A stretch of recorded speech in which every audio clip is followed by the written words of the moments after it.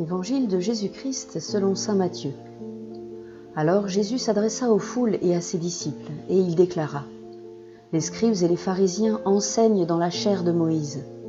Donc tout ce qu'ils peuvent vous dire, faites-le et observez-le. Mais n'agissez pas d'après leurs actes, car ils disent et ne font pas. Ils attachent de pesants fardeaux, difficiles à porter, et ils en chargent les épaules des gens. Mais eux-mêmes ne veulent pas les remuer du doigt. Toutes leurs actions, ils les font pour être remarqués des gens. Ils élargissent leurs phylactères et rallongent leurs franges. Ils aiment les places d'honneur dans les dîners, les sièges d'honneur dans les synagogues et les salutations sur les places publiques. Ils aiment recevoir des gens le titre de rabbi. Pour vous, ne vous faites pas donner le titre de rabbi, car vous n'avez qu'un seul maître pour vous enseigner, et vous êtes tous frères.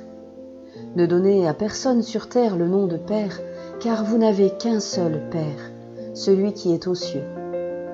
Ne vous faites pas non plus donner le titre de Maître, car vous n'avez qu'un seul Maître, le Christ. Le plus grand parmi vous sera votre serviteur. Qui s'élèvera sera abaissé, qui s'abaissera sera élevé.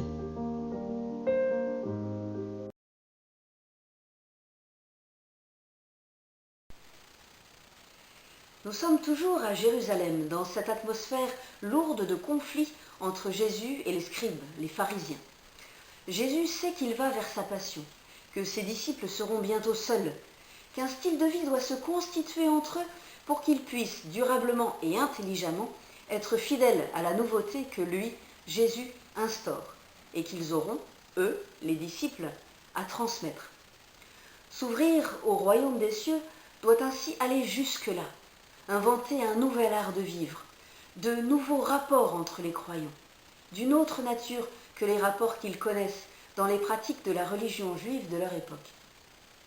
Jésus, en prenant distance avec les coutumes des pharisiens ainsi qu'avec les coutumes des scribes, dresse le champ relationnel nouveau.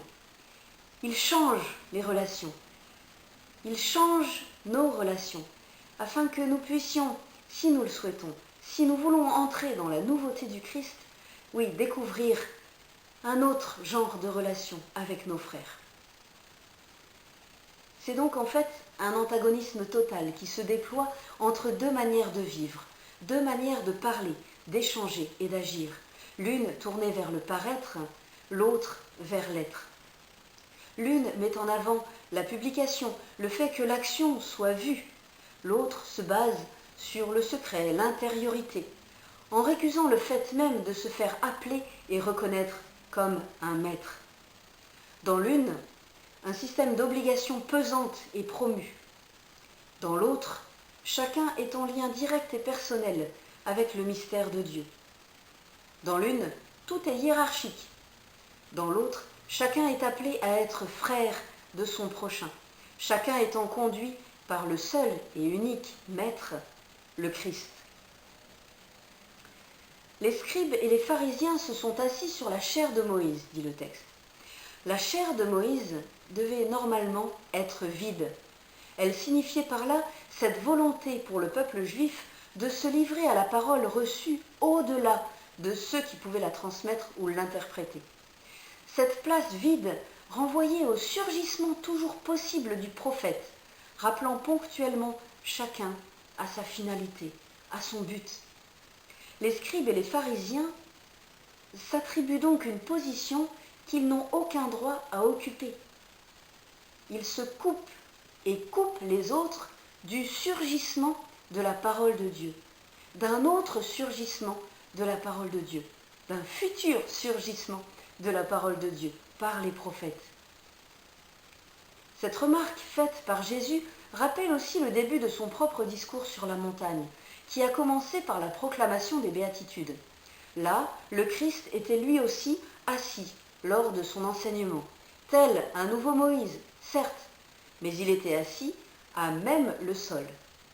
Et ensuite, il marchera avec ses disciples, humblement, cherchant de tout son être à incarner ce qu'il annonce.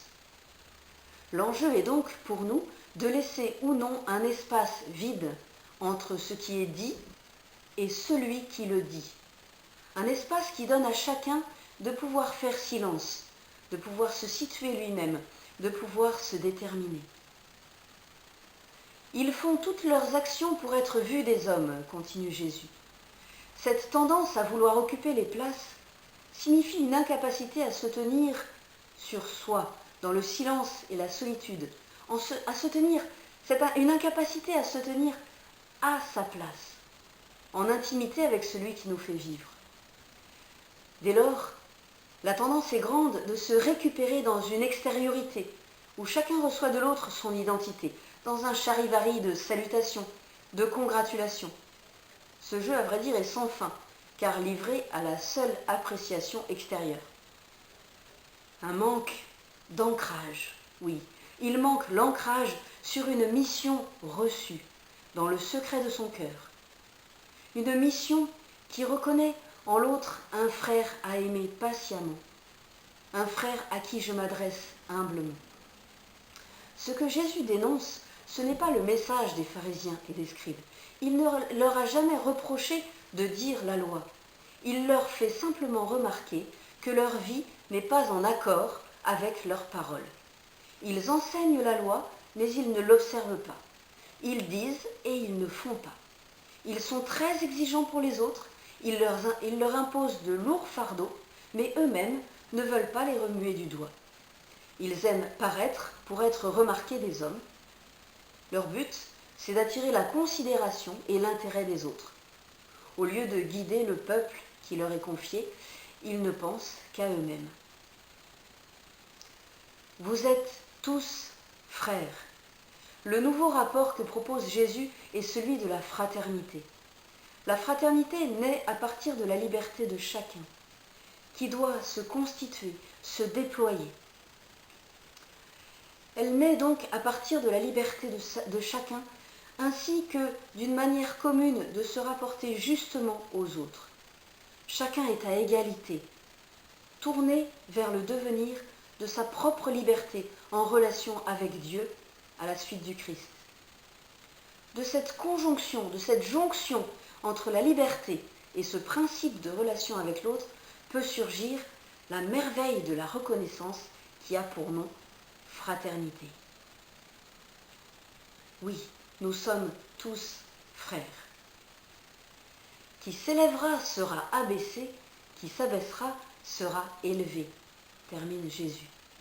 Oui, telle est la dernière parole que nous entendons de la bouche de Jésus dans ce passage de l'Évangile selon saint Matthieu. Notons que Jésus ne s'oppose pas à une bonne dose d'ambition.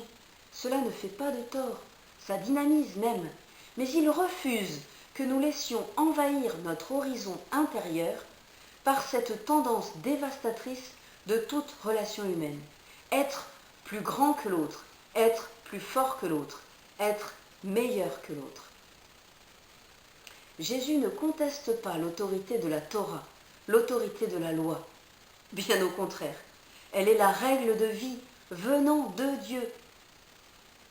N'allez pas croire que je sois venu abroger la Torah, dit-il. Je suis venu pour l'accomplir. Jésus admet qu'il faut des interprètes de la Torah. Faites et observez tout ce qu'ils disent. Mais Jésus pense aussi que tout véritable interprète doit d'abord prêcher par sa propre vie. Il doit y avoir une cohérence entre ce que nous disons en tant que chrétiens et ce que nous vivons en tant que chrétiens.